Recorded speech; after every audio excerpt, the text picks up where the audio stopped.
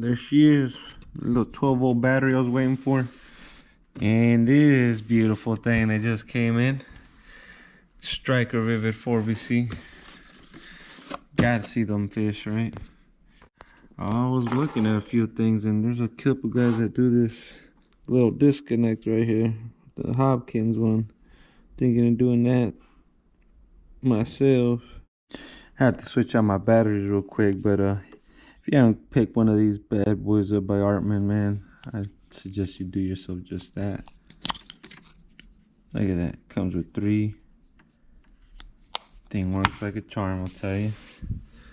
Well, let's see what Wally World has. I'm trying to pick up a waterproof type box. I hear they got them cheaper over there, so let's go see that. Oh, it's Wally World.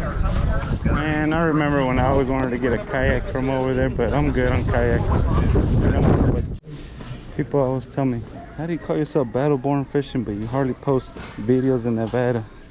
That's my apologies. Every time I try to go, I get skunked, I'll be honest. I go to Utah, I always hit. I don't know what it is. But I promise this Jumbo's gonna bring back Battleborn Fishing. Here's what I was looking for right here. Looks like the dimensions are about right. There she is. All we'll need. I mean, I need some of those, but do I need that many? Fuck. Gotta do what you gotta do, I guess. This is a little different than the one you get at Amazon, but that one's almost $20. I got this one for $9, and look at this. It's the 1.5 liter. And just so you can see that it does fit the battery. Let's test her out. There she is. Of course, I'm gonna be drilling the hole out on this side, not really on this side, but oh, it looks like this is all I'm gonna need for the dry box. Obviously, I'm only gonna need a number 9 boot, but just gotta have everything mapped out. My expenses looking good. It's 2-sided. Gonna cut this thing down the middle right here. So then we end up with something like this. The next, I'm gonna grab these bad boys. I'm gonna cut some of this. Alright, there it goes. It actually helps if you do that. Now do that to the other side. I've cut these wires out. Slide these two. Obviously I couldn't find a white one, but you get where I'm going with this. Or a black one. Red with red. Blue with what should have been black. Just gotta grab these little bad boys and make sure it locks down tight, because if you don't do that, you're gonna run into some problems later. So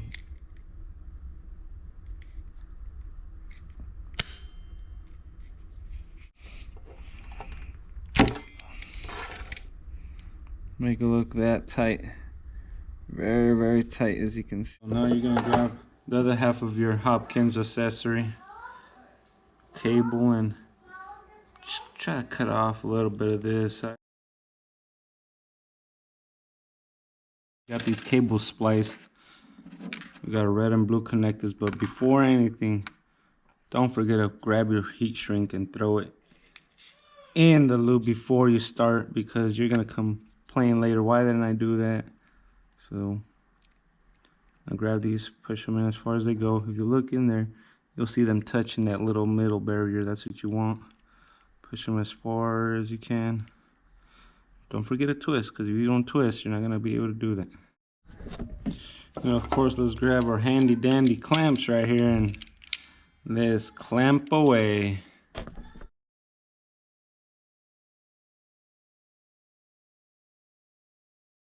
Next, you're going to grab your fish finder cable. Grab your red and black. Remember, we're not going to use this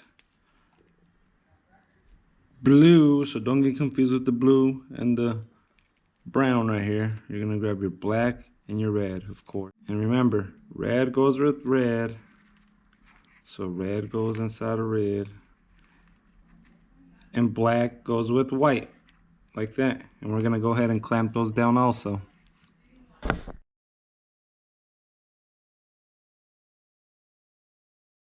I'm gonna grab these to kind of put them together, and grab your heat shrink, slide it right over, just like that. And the reason I told you to put this heat shrink on first is because can't get it over there, can't get it over the feet. Go ahead and grab your fish finder.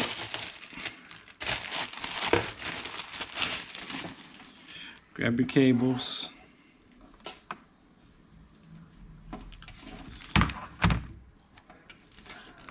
Connect your fish finder. I'm gonna set that off right there.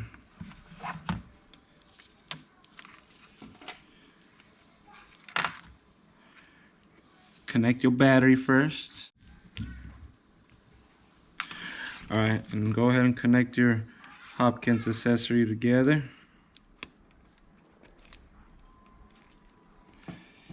And let's see if she powers on. There she is. Looks like we did a good connection. Good job. And now that we established that we got a good connection, it'd be a good time to grab a heat gun or a lighter to shrink the heat shrink down. And of course, do it from a distance if you got the heat gun, because funny story, me and my buddy were trying to fix a paddle boat one time, and we're just sitting there talking, drinking. Next thing you know, we blew a hole inside the paddle boat bigger than what it needed to be repaired, about the size of a baseball. It was ridiculous, man.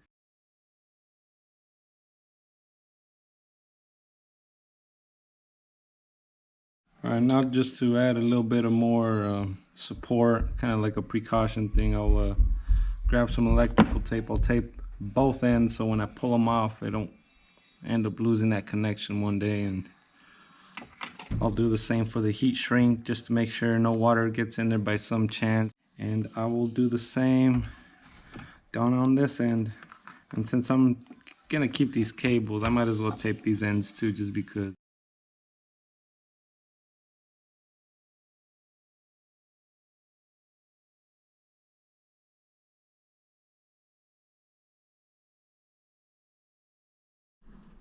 Alright, and I guess just as some more precautionary measures, I'm gonna grab some Velcro, slap one on the side of here, slap the other piece down here, put the Velcro in there and stick it down, so then you could just come right over and not even have to worry about measurements, because the sticky side will be up, and the moment you set your battery down, you'll be ready to go.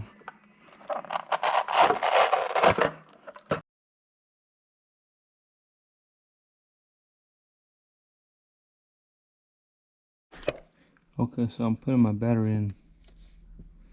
Looks like I'm gonna be drilling a hole right around this general area right here. Alright. Got the uni bit. Could use a paddle bit. The point is just make sure you get enough of a hole that's not too big. So this turned out to be a lot better than this paddle bit, so I'd recommend using one of these uni bits right here. Basically all you're gonna do is just make sure that it fits in. Look at how nice and tight that is.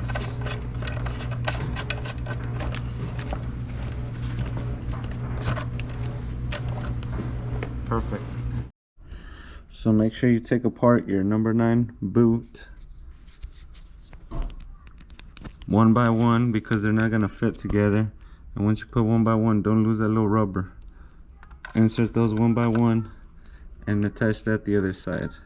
I'll show you in a bit. Fast forwarded.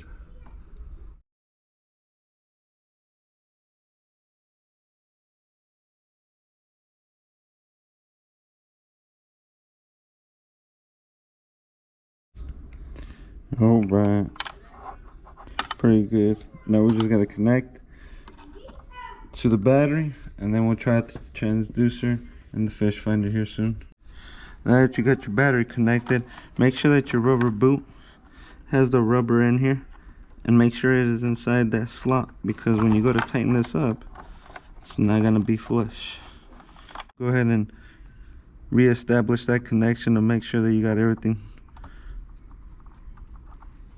properly connected. Sorry, there it goes. She should be ready to go. Most of these transducers have a mount, so just find out where you're gonna mount that. And don't forget about your starboard plate for your transducer, because that's gonna be very important later. Alright guys, if you like this video, give me a thumbs up. Any comments, questions, you know what to do.